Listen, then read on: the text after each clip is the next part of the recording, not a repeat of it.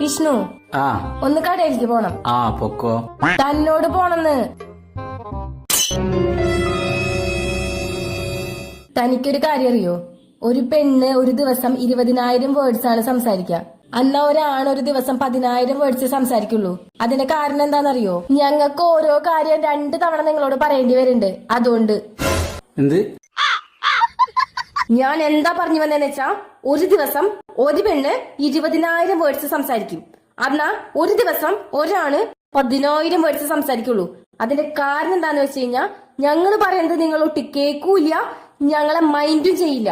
അതാ ഞാൻ പറഞ്ഞു വന്നത്. മനസ്സിലായ? നീ എന്നോട് തന്നെയാണോ സംസാരിച്ചോണ്ടിരിക്കുന്നത്?